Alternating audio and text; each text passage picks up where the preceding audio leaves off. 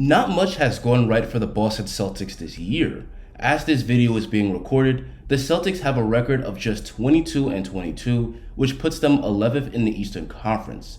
The additions of Dennis Schroeder and Al Horford were supposed to make the Celtics better, but they simply haven't progressed from last year. But one major silver lining of the Celtics this season has been the rise of the Time Lord. Over the past 12 games, Robert Williams is absolutely stuffing the stat sheet, averaging 11 points, 11 boards, 3 blocks, 3 assists per game, and doing this while shooting 74% from the field. The Celtics have many weaknesses as a team, but his saving grace is their elite defense, which ranks 5th in the league in defensive efficiency. The Time Lord has been anchoring that elite defense, which shows he's one of the top defensive bigs in the league.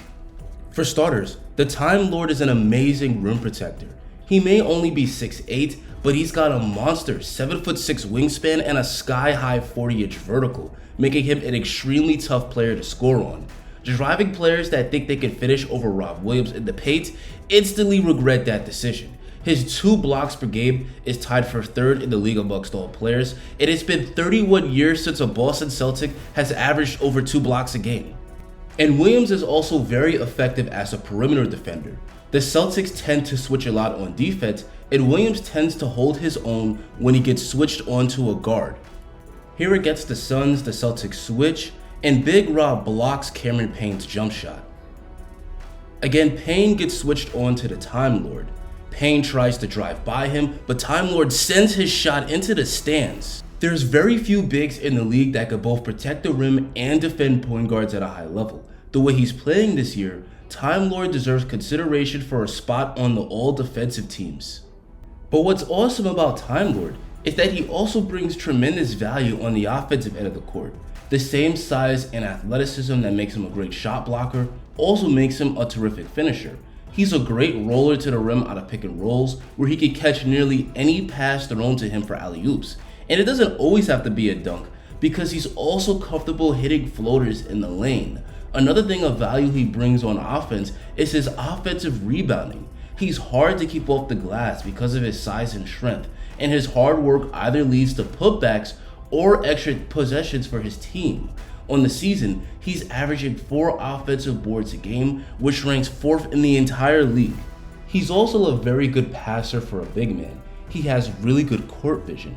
The Celtics often get him the ball in the post, and he's very capable of finding the open cutters and shooters. Against the Suns, he put on a passing clinic, dropping 10 assists, a stat line you rarely see from a big man. Even though he's still young, Williams is evolving into a great all-around player. The scary thing about Rob Williams is that he's already really good at just 24 years old, yet still has much more room for growth. He still needs to get better as a free throw shooter, and if he could develop some more offensive skills, like becoming a better ball handler and mid-range shooter, it would make him more of an offensive weapon and truly unlock his passing where he could be a legit 5 assists per game type of player. If he keeps putting the work in, Williams could be someone that receives all-star consideration. Anyway guys, that's going to be it for me, but I want to hear what you guys think.